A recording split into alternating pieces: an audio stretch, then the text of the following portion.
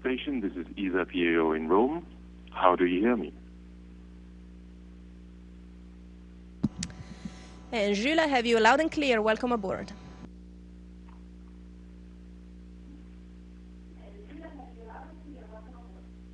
Thank you, Samantha. We are with a lot of kids here, and I leave the floor to Roberto Battiston, Presidente dell'ASI.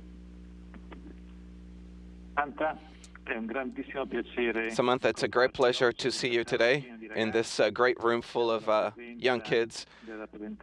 We are here with representatives of ESA, Mrs. Grifoni, and the representative of the Air Force, and Minister Giannini, who is our person for this day today. Grazie, mi hanno anche corretto. Oppure parlerai, per farla più semplice. I saluti, diciamo, and greetings. Praticamente te li passo uno dopo l'altro. I'm going to send you greetings so that I don't interrupt the dialogue. So I remind the kids that Samantha has a little bit of a delay of a few seconds. So that we don't lose time, we're going to say hello all together, and then we are going to move forward. Good day, Samantha. This is Elena. Great greeting. And most of all, hello from the General Director, Thomas Reiter.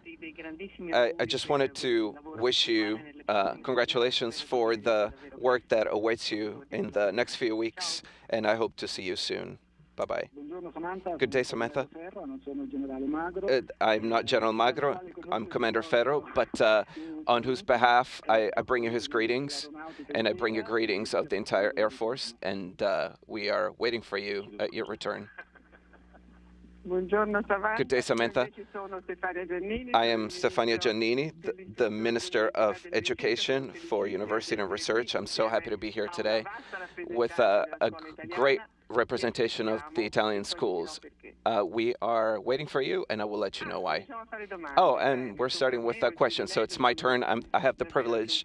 I'm a little starstruck, so hopefully I think I represent everybody's emotions here, but they'll have the opportunity to ask you something. But the first question is, when you started to feel that beyond being an engineer, you maybe felt like doing something special, something more. Was it at the beginning of your studies, or is it something that came to you during your path, during your journey? But first of all, good day to everyone, to Mrs. Minister Giannini, President Battiston, Colonel Serra, Dr. Grifoni Winters, and a warm hello to all the boys and girls that are there today, and to all, welcome to space on board of the International Space Station.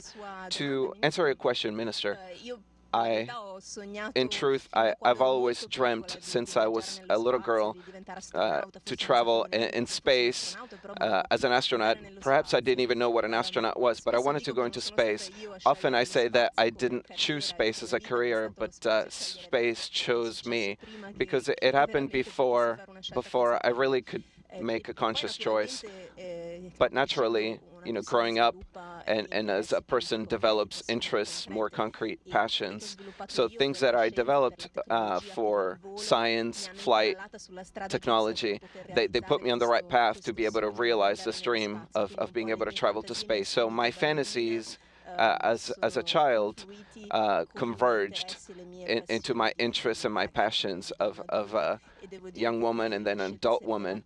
And the choice, of course, was wonderful for me, because I am so satisfied, content, and happy to be in this environment and to do this work.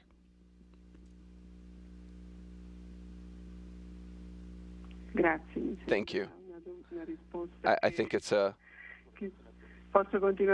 an answer. Okay, can I continue? Okay. The second question that I had is relative to the experience that you're having in this long mission. How do you feel after, well, let's say we were here for the launch. That was how long? So it's been about 5 months. So after 5 months of being away from all those things that even though you're prepared for this experience, they represent your everyday life of astronauts. So do you miss Earth, in other words? Minister, I have to say, in general, as a person, I'm not very nostalgic. I'm very used, ever since I was little, to change environments, to move. So I think my experiences of life taught me to adapt and then to accept what the environment is around me as a new normal, as a new home. So I have to say, after the great joy and euphoria, the initial period of adaptation, because at first I just felt like a child. You have to learn everything again here. But here, after 5 months in space, I really feel like I'm perfectly adapted. I feel at home. Of course, some things I miss, the presence of loved ones, simple things like being able to take a shower. But let's say, as a character, I tend to not focus on missing things, but I enjoy the present. Then I'm sure when I'll be back on Earth, I'll have to adapt to being a terrestrial human being instead of a space human being.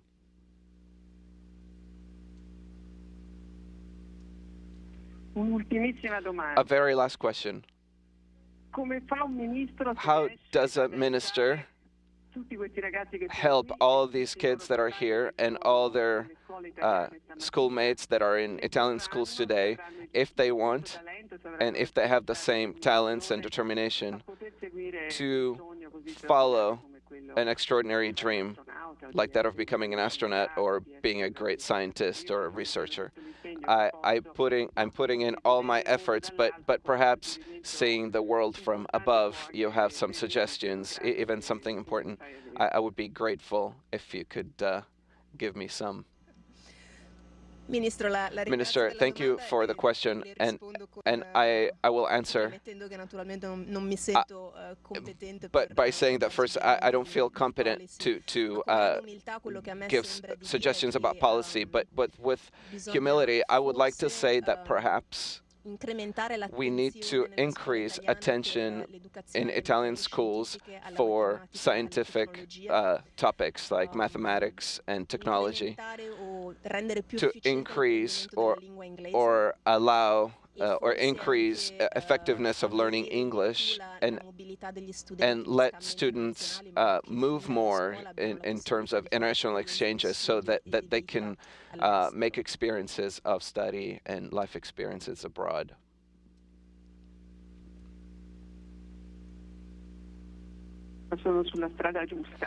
Then I'm on the right path. So it's a long journey, but I'm on the right path. Thank you so much, Samantha. Let's thank the minister for now. Let's go to the students now, and then I see a little doll, a stuffed doll there on your right. What is it? So Paxi has been here in many events with the Earth. She's the ESA mascot. She helps us talk to the kids in Europe, but I still don't understand if it's a boy or a girl. Everyone can decide for themselves, but I keep her here in Columbus, and she helps me with the experiments.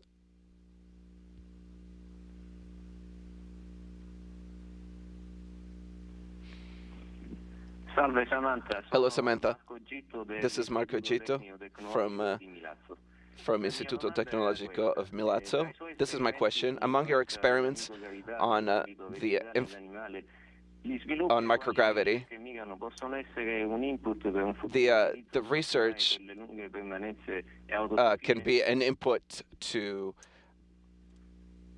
understand the self-sufficient experiments in the future? That's a very interesting question. So yes, the answer is absolutely yes. Many of the experiments that we conduct on board have effects in two different fields. So they allow us to understand biological mechanisms, like you're saying, of the vegetable world but also at the animal world and us human beings. So from one side, that will allow us to understand how to adapt to live in space for long missions. So again, if we want to continue to explore the solar system beyond low Earth orbit, we need to be able to stay in space much longer than we do now for 6 months.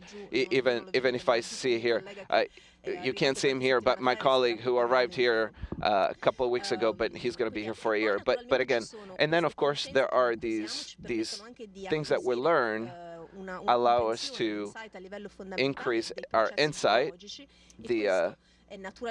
of the biological processes that help Earth research, for example, to understand how you develop some pathologies and how you can act on them, for example, with new medicines and to counteract the development of an illness.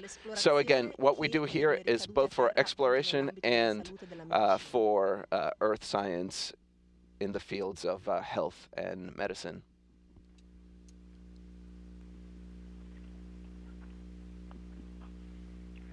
Hello, Samantha. I'm Saverio, and I go to Liceo Classico in Anzio. Here's my question. Do you believe that our generation of youth will have the opportunity to see developments like creation of colonies of humans on the moon or Mars, or the possible economical utilization of these worlds? Ciao Saverio. Hi Saverio. I am optimist. I think so. I think that I think your generation will see men and women on outside our low Earth orbit, so possibly on the moon, or we're talking about exploring asteroids and of course Mars. I don't know if we're going to be talking about colonies. So if we're saying colonies, we mean people who immigrate, that move on these celestial bodies and go live there. This I don't know, but I have absolute faith that your generation will see an exploration, even a massive, by men and women beyond low Earth orbit.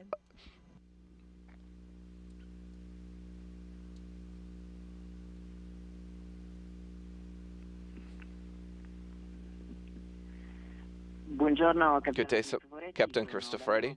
This is Daniele Bruno of the military school. The photo that you send us from space are beautiful. On one hand, it shows us how small we are, but on the other hand, they give us great energy to understand how important it is to preserve this marvelous planet that is Earth.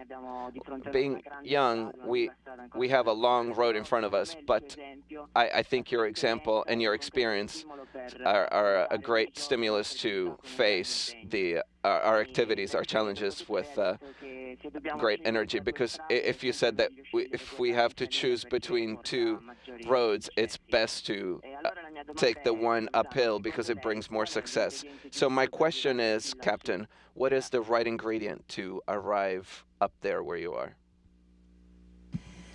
Grazie, Allievo Bruna. Thank you, Allievo Bruna. This is a very interesting question. The key, you already mentioned.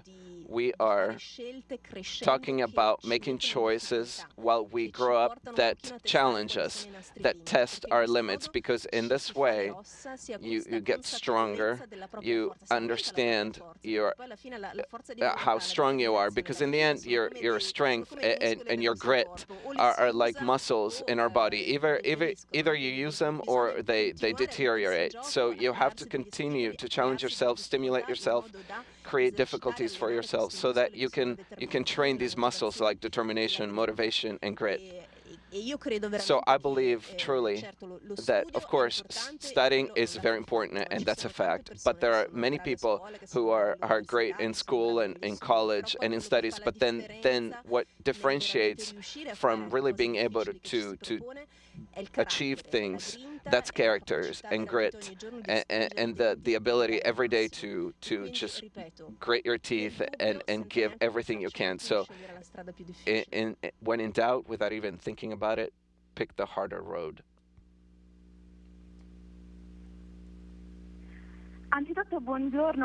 First of all, good day, good evening, Samantha. I'm Ginevra, I'm the fourth year of Liceo Scientifico in Volterra, and I would like to be a theoretical physicist. My question is, what are the emergency plans for launch and the return trip? Vera, ti devo chiedere di ripetere la domanda. Vera, I have to ask you to repeat the question. Do you mean the launch and return of a space vehicle? Do I understand that correctly? Sì. Yes.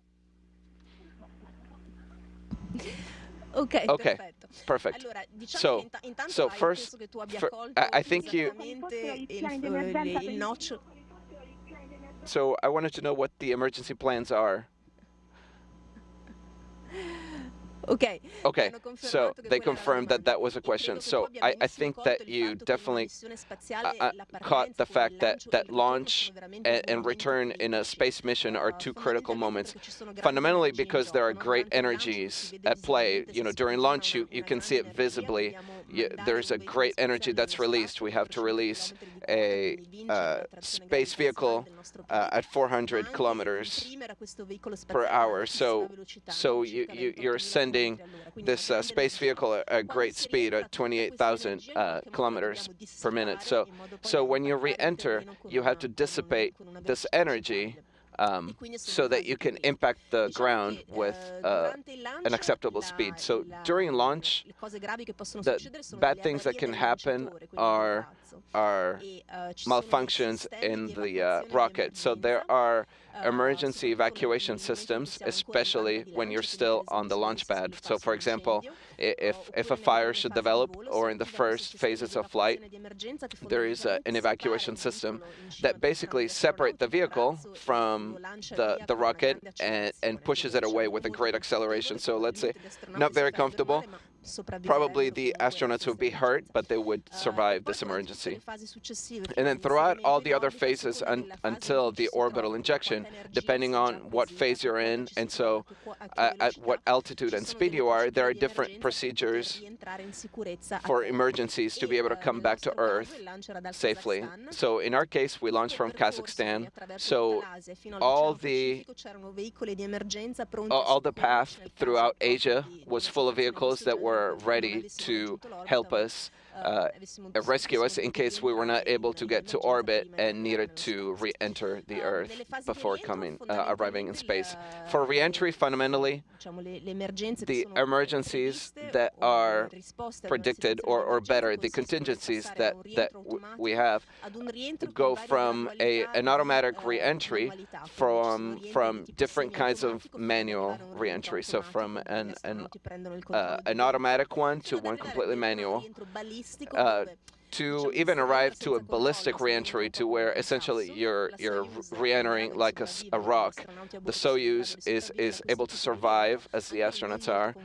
Even then, not very comfortable because it has some G's, some accelerations that are very elevated.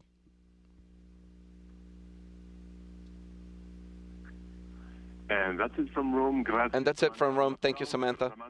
An applause for Samantha.